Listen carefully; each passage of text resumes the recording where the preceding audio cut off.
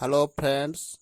आज मैं ऐसे व्यक्ति की चर्चा करने जा रहा हूँ जो कि बहुत बड़े महान कवि है। जी हाँ दोस्तों, ये छायावाद के एक तरह से कहा जाए तो जनक है। जी हाँ, छायावाद के जनक श्री जयशंकर प्रसाद। जी हाँ दोस्तों, बहुमुखी प्रतिभा के धनी श्री जयशंकर प्रसाद आधुनिक हिंदी साहित्य के सफल एवं श्रेष्ठ साहित्यकार थे। इनका एक कविता है जो मैं आप लोगों को सुनाने जा रहा हूँ। ध्यान से सुने। ले चल मुझे भुलावा देकर मेरे नाविक, धीरे धीरे जिस निर्जन में सागर लहरी, अंबर के कानों में गहरी, निश्चल प्रेम कथा कहती हो, तज कोलाहल की अबनी रे। कविवर प्रसाद जी नाविक से कहते हैं, हे नाविक, मुझे उस अज्ञात स्थान की ओर ले चलो जहाँ केवल शांति का साम्राज्य व्याप्त हो। मैं इस संसार के घृणा, ईर्ष्या और छल प्रपंच को देखकर अंत तक भयभीत हो गया हूँ। यदि मैं इस अपवाद का कारण बना तो सृष्टि का विनाश संभव है। मैं एकांत में रहकर काव्य का सृजन करूँगा और वहीं से जनमानस के ईर्ष्या के घाव पर काव्य मरहम रखूँगा। कवि का स्वभाव ही एकांत होता है। जी हाँ दोस्तों, उसका जो स्वभाव होता है वो बिल्कुल अकेले रहना उसको ज़्यादा पसंद होता है। लेकिन बहुत लोग एकांत में रहने से लोग कहने लगते हैं कि वो जो है वो स्वार्थी है, ये वो। ऐसा नहीं होता। यदि यह देखकर उन्हें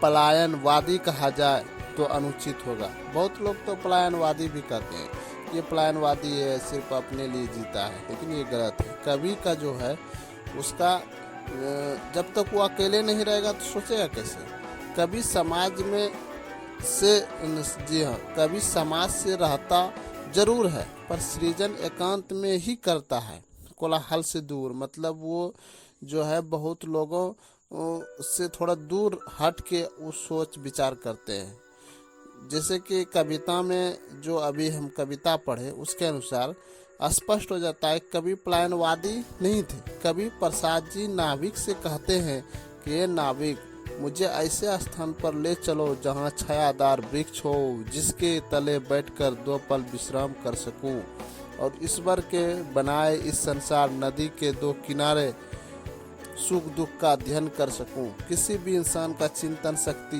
कोलाहल के बीच बढ़ती नहीं वरन घटती है। इसलिए कभी भी इस इंसान एक जी हाँ दोस्तों, कभी भी क्या है, एक इंसान ही है।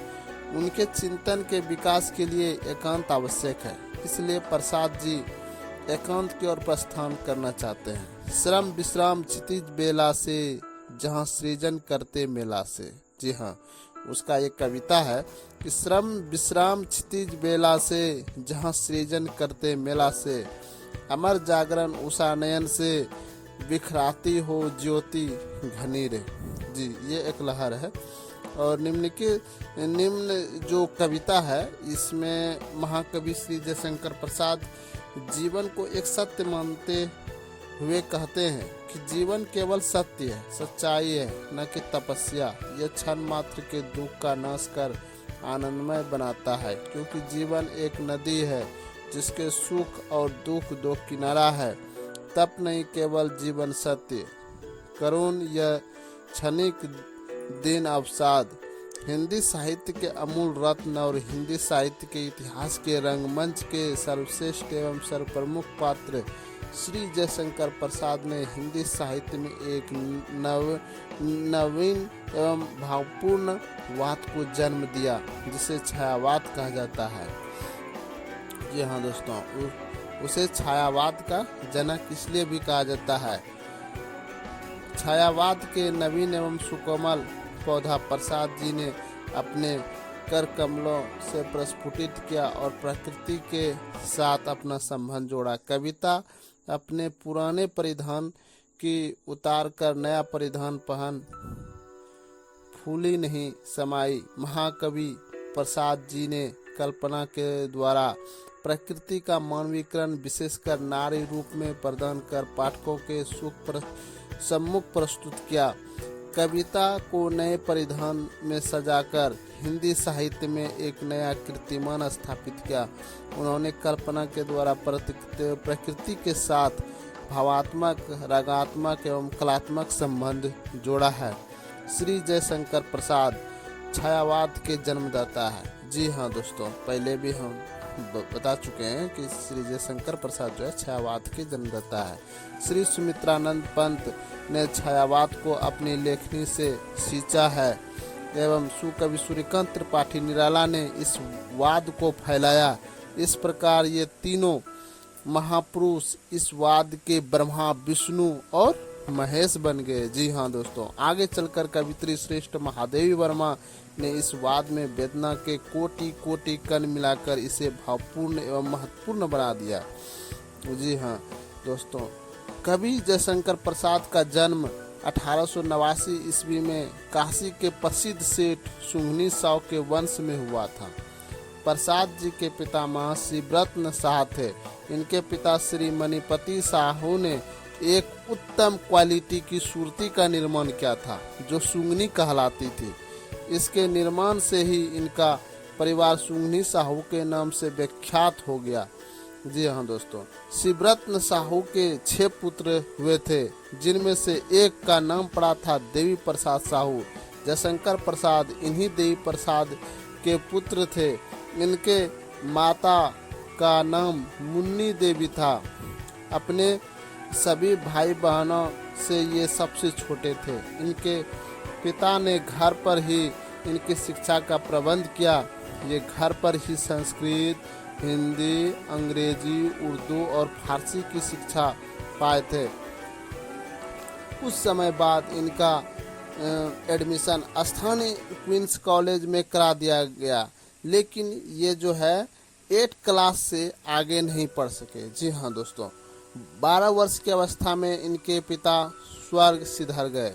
इसके बाद क्या हुआ, स्कूल की पढ़ाई पूरी नहीं कर सके। पिता की मृत्यु के पश्चात घर का जो है सारा जिम्मेदारी इसके ऊपर पड़ गया। धीरे धीरे शान शौकत कम होने लगा, लेकिन जयशंकर प्रसाद हार नहीं माने। फलस्वरूप परिवार के ऊपर कर्ज का भार अधिक पड़ गया। पिता की मृत्यु के 3 वर्ष बाद इनको मुकदमेबाजी भी करनी पड़ी। इस बीच इनकी माता का भी देहांत हो गया। अब बंटवारा के बाद अब घर का सारा भार इनके बड़े भाई शिवरत्न पर आ पड़ा। इन्होंने व्यापार को संभालने की बहुत चेष्टा की पर नहीं संभाल पाए। कुछ वर्ष बाद ये अपना माता पिता के पास चल बसे। काल के क्रूर हाथों के ये कठपुतली मात्र बनकर रह गए। केवल 17 वर्ष की अवस्था में परिवार का सारा बोझ इनके नाजुक कंधे पर आ पड़ा।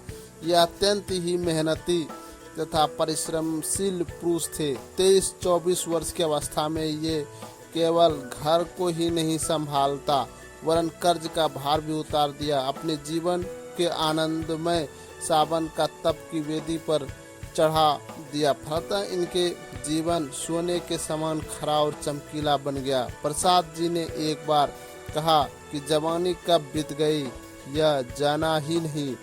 श्री जयशंकर प्रसाद जी को अपना विवाह स्वयं करना पड़ा। 2 पत्नियों को खो देने के बाद अब इन्हें संसारिक मोहमाया के प्रति कोई लोभ नहीं रहा, लेकिन अपनी भाभी के दबाव में आकर अपना तीसरा विवाह रचाया, जिससे इनकी पुत्र रत्न की प्राप्ति हुई। इनके अनन्य मित्र ने इनका नाम जानने की बड़ी चेष्टा की पर यह कुछ नहीं बताए। प्रेमचंद के आग्रह पर इन्होंने सन 1932 के आसपास हंस में एक कविता लिखकर भेजी गई। इस प्रकार है। यहाँ इस कविता को मैं पढ़ने जा रहा हूँ, ध्यान से आप लोग सुनिए। कहाँ मिला वह सुख जिसका मैं स्वप्न देखकर जाग गया, आलिंगन में आते आते मुस्कुरा कर जो भाग गया। छोटे से जीवन को कैसी बड़ी कथाएं आज कहूँ, क्या यह अच्छा नहीं कि औरों की सुनता मैं मौन रहूं। सुनकर क्या तुम भला करोगे मेरी भोली आत्मकथा। अभी समय भी नहीं थकी सोई है मेरी मौन व्यथा। इनकी मृत्यु 15 नवंबर 1937 ईस्वी में तपेदिक के कारण हो गई। प्रसाद जी के महाप्रयाण पर मैथिली शरण गुप्त ने लिखा था, जयशंकर कहे कहते हम अब भी काशी आवेंगे, किंतु प्रसाद न विश्वनाथ का मूर्तिमान हम पाएंगे।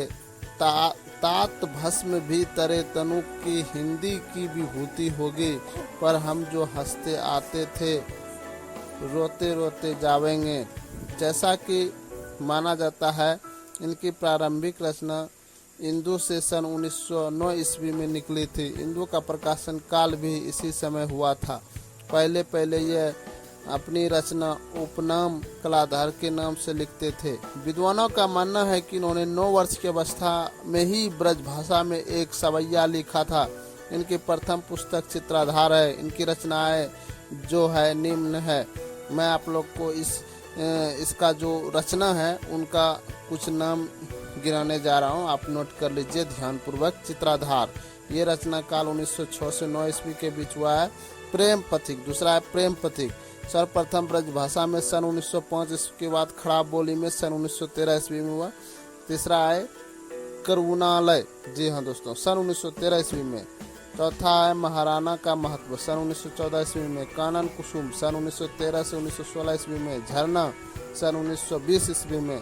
आंसू, सन 1925 ईस्वी में। लहर, सन 1931 से 32 ईस्वी में। और अंतिम है कमायनी, सन 1936 ईस्वी में। ये सारा उनका रचना है और वेरी इम्पोर्टेंट है सभी एग्ज़ाम के लिए। आप लोग इसको अच्छा से नोट कर लें, ये सभी एग्ज़ाम में बहुत महत्वपूर्ण है।